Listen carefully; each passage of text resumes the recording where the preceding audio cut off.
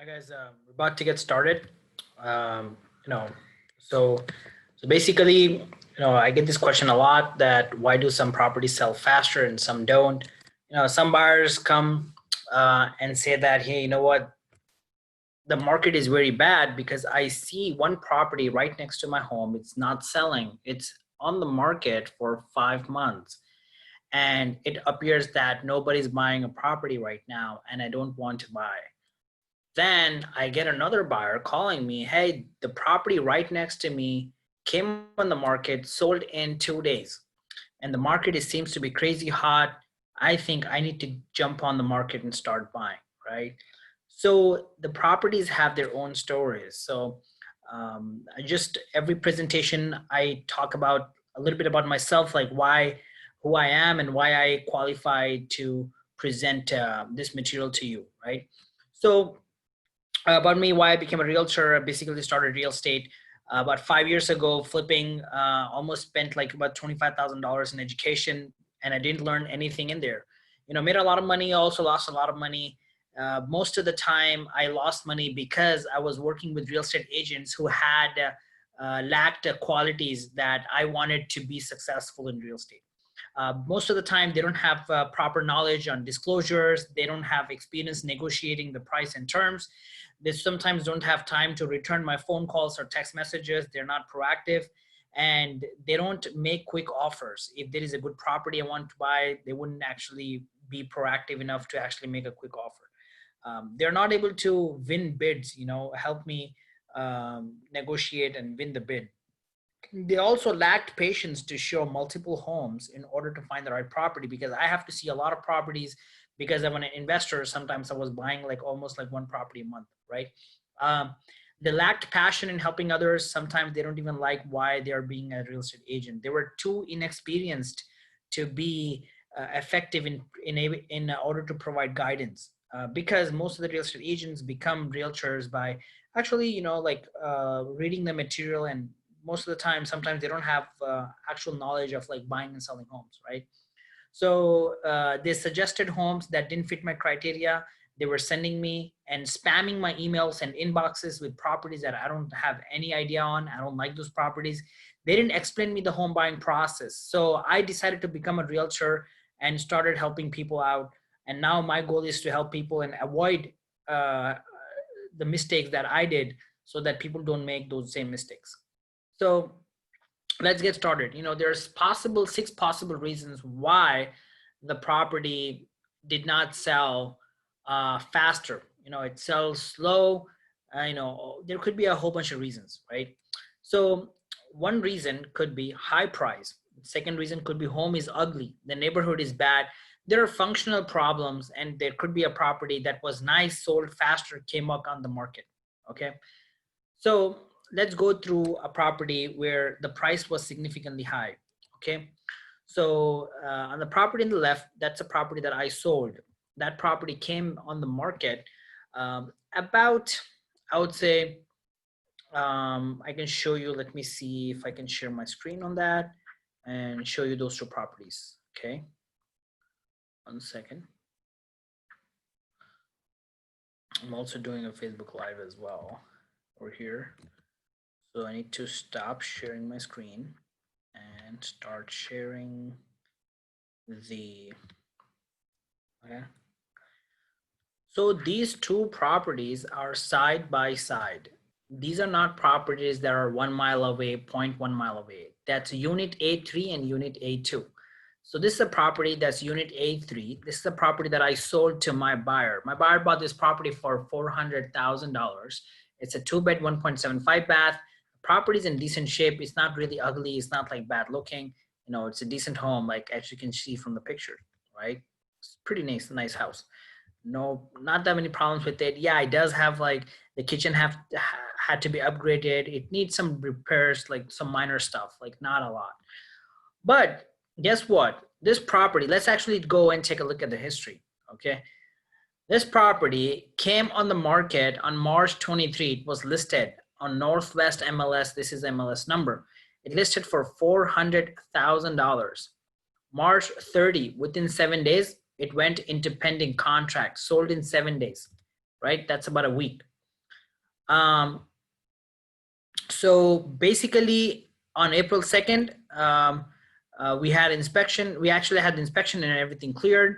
You know, the property sold on April 30, right? It went under contract within 7 days. Everything got done and sold, and they posted the price, $400,000. Guess what? There is another property right next to this. I mean, if you can see the address, it's the same address, 705 136 Place Northeast, Unit A3. Another property came on the market. That's Unit A2 for the same address, right? They listed their property for $499,000, but now they reduced the price, right? So when I saw that, I called the listing agent and I said, you know what, honestly speaking, you guys actually put this property on a little bit high price, right? But you know what? They listed the property in the market, $499,000. But you know, around the same time when I helped my buyers sell the property. But they said they're getting a lot of calls, a lot of people are interested, they're not going to go down the price. So I basically said to them that your property seems to have about $50,000 of extra upgrades that the other property do not have. So the maximum your property is going to be worth is $450,000. But they didn't listen to me. Guess what they did? They waited for April, May, June. They waited for 2 months and they dropped the price by $10,000. Now they waited another 2 months, June, July, they waited about a month. Now the price dropped to, now it's August already. So they have dropped $20,000. Still nobody's buying it, right? So April, May, June, July, August, from all these days, this property has, you know, stayed on the market for that long, and really nobody bought this property. So you can see this property that I sold, I am the listing agent. If you actually go and look into the details, you can see that I was actually listing agent, sold this property for $400,000. This property right next to that, like if you come out of the Unit A3 and you go to Unit A2, you can see that this property did not sell. They are just side by side. Only reason is because the price is high. So pretty much everything that you see on my presentations, there is not even a single word that I've actually copied from the internet. Everything I actually put together. So, and I make my presentations with very less words so that it's easier for all of you guys to understand, because I know we all don't like presentations. Like PowerPoint is something that we're not a big fan of, right? So let me share my PowerPoints again. Right, let me summarize what I was trying to say, just in case you're not able to hear me or my presentations are not very clear. You can just let me know, right? So I talked about, you know, 6 possible reasons. High price is one of the reasons why the property doesn't sell faster. This is a life example why the property on the right hand side did not sell, because the price is high. That's life example you can actually look at. Okay. Now, second thing is homes, ugly homes. You know, some sellers are greedy. What they do is they don't want to spend $30, $40, $50,000 in upgrading their homes. By the way, the picture that you're looking at right now, it's actually one of the extreme pictures, like it's like significantly bad, but these are the type of properties that we used to buy. We used to close our nose and walk into these homes, and we would make cash offers and buy these properties at a significant discount. And we would actually throw all the stuff, you know, upgrade them and sell it. But these are the properties that cash investors buy for cash at a significant discount. But some of these sellers, they put their property on the market and they try to sell it at the retail value. So people like regular people who are working in whatever, you know, industry, don't have real estate experience, will not buy these properties. So ugly homes with a high listing price and are not discounted do not sell faster. They take time to sell. But if they sell this property at a discounted price, maybe like 50% of market value, then people will buy it. So that's one of the another reason why people don't buy this home, because this is ugly, right? Bad neighborhood, right? If any specific neighborhood has a high crime rate, then the property will not sell. It might take longer. Another problem is why the property would not sell faster is industrial, commercial, different type of factories that are surrounded by the home. Let's say that you are trying to buy a property that is next to a busy gas station, right? I actually bought a property where there was a huge land right next to my home, okay? And I found out like why there is such a big land. And I came to know that people are building gas station there. and I put my property in the market really, really fast, and I sold it because I know if the gas station starts constructing, people don't want to buy the home, right? And that was one of the big mistakes I did, but I was able to get out of that situation because I sold that property, you know, and people already know about it, and they didn't really care. The buyers who were buying it, they already know that there was gas station going to be built, and they were used to it. But the gas station can create pollution. The gas station have oils that are going underground. If there is a leak in the tank, then there could be environmental hazard that could also affect your water, and it could actually have like many gases and fumes that could actually enter your home. So it could be like pollution and all those things. And sometimes gas station have like people who actually do drugs come late at night and do crime. You know, there are like killings happen at the gas stations, robberies happen. So if there is a gas station right next to the home, the property might not sell faster. The home might be perfect, everything might be good about the home, but that could be one of the factors. But sometimes maybe somebody likes that gas station right next to the home. They can buy milk and they might buy the property. It just depends. Like most of the buyers might not prefer, some buyers do prefer. But those property might sell, but they might take time. There might be other factors like commercial factories which produce leather or something like that, which create a lot of pollution, and people don't want to stay in that area, right? Low school rating. I know a lot of people, they want actually their kids to go to the best school. So if there is any school in that area have a very low school rating, then people don't want to buy. So this could be the neighborhood factors that can actually consider why somebody doesn't want to buy a home in that area, and the property might take longer to sell. Functional problems is one of the things that very few people understand. Let's say that you enter into the home and there are like too many stairs. The home is like 4 stories. You go into the first floor and there is nothing but only a living area. Then you go to the second floor, there is nothing but just a kitchen. Then you go to the third floor, then all you see is like 1 bedroom. Then you go to the fourth floor, then you see like a 4th bedroom. Some builders, what they do is they take a small land and they build like an Eiffel Tower so that they can build more homes. And if somebody have knee pains, arthritis, they have young kids, things of that sort, their kids might fall through the stairs, and those type of people might actually stay away from that. So if that property is taking longer time to sell, then we can actually say that, it could be possible that people have, are not liking that home, right? Because of those factors that there's stairs and all those things. There could be less bathrooms, right? There could be 3 beds and only 1 bath. Let's say that there are 3 beds and 3 roommates are actually staying in a property. Then one thing could be possible that they might need 3 bedrooms, right? If they don't have 3 bedrooms, then 3 bathrooms, or at least two bathrooms, they might have problems, right? If they are all working professionals, they're going to office in the morning, right? Then they're not going to be able to use 1 bath. Like all 3 people can't enter into the 1 bath, right? A single family home with no car garage is also a big problem, because if somebody's buying a single family home, they're paying thousands, hundreds and thousands of dollars. They want a car garage, right? If there's no car garage, the property might not sell. Maybe there is no bedroom on the main level. Sometimes you enter into the main level, there is no bedroom. There is only like living area. So like people have to go upstairs in order to go to a bedroom. So some people don't like that. Smaller kitchen. There are like women, who like to cook, and they like big kitchens, and they have like pantry, they have this, they have that, they have a whole bunch of stuff, right? And we actually bring a family. Husband likes, everyone likes, the wife doesn't like because the kitchen is small. So guess what? The home doesn't sell. Everybody looking at the same thing. Kitchen is small bedrooms, right? One of my friend who's actually buying a home decided to buy a home that has small bedrooms. I told him, hey, you know what? Where are you going to put the bed? Where are you going to put the dresser? So we went into the home and we were trying to figure out where the dresser is going to go, where the bed is going to go. And we tried to imagine everything. And basically there was no place to put a dresser or a table or anything other than a queen bed. And we did the same thing in another bedroom as well. Basically, we found out both the bedrooms are small and we can't really put anything in them. And later that home stayed on the market for a very, very long time, only for the reason that the 2 bedrooms that the condo had were significantly smaller. That's the reason the property didn't sell. Okay. Now it's actually second. Okay. For some reason my computer got stuck. Okay.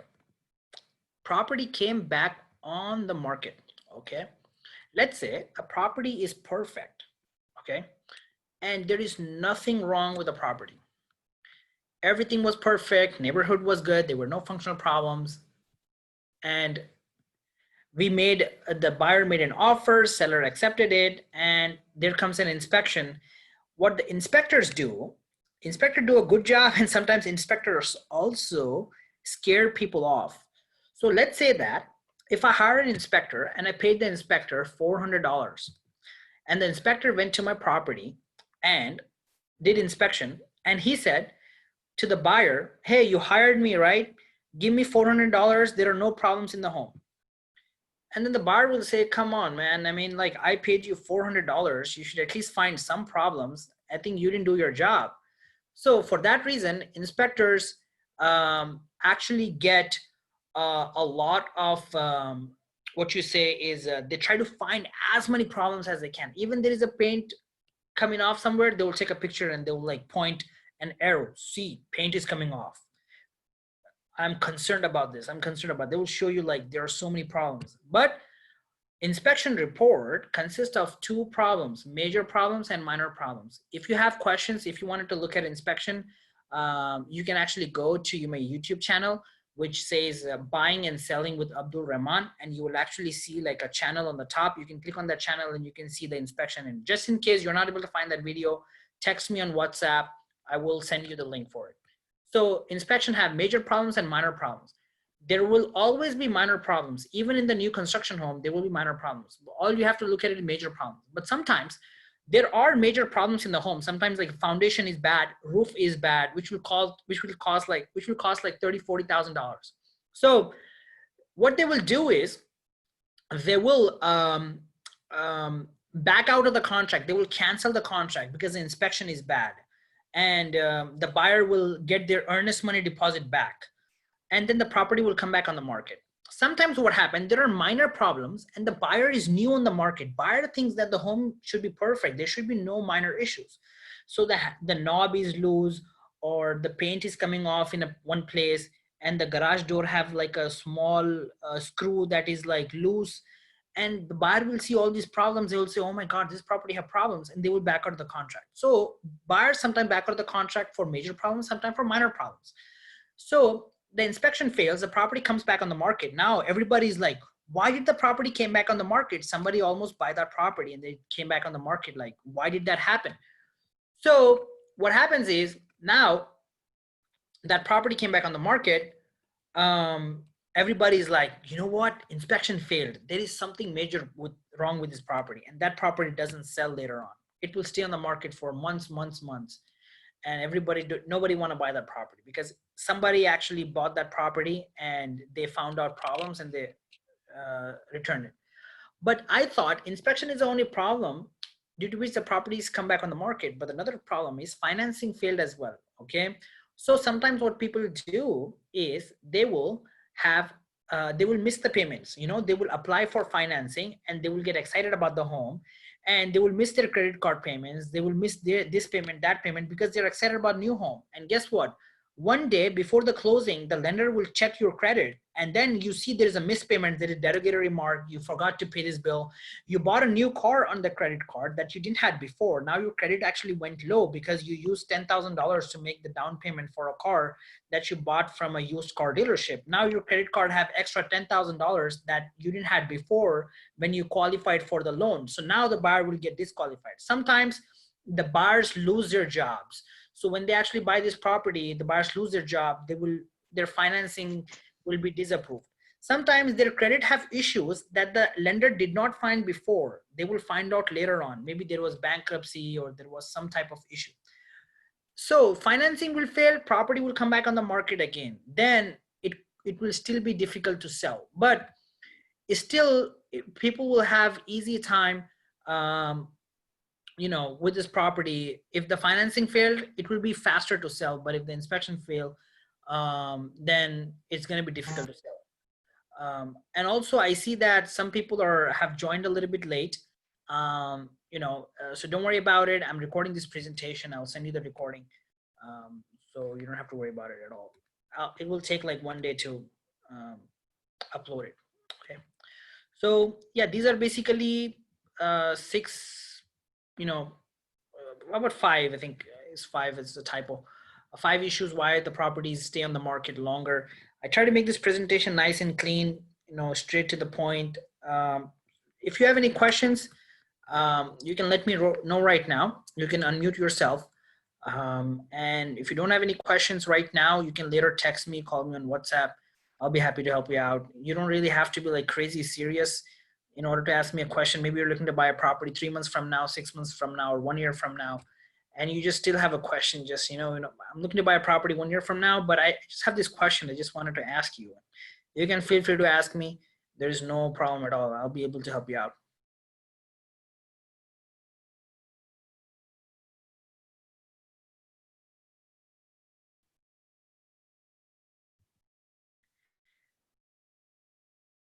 But if you don't have any questions right now, I'll record. I'm already recording this call. I'll send you the presentation. I'll upload it on YouTube, and you can text me as well and ask me any questions.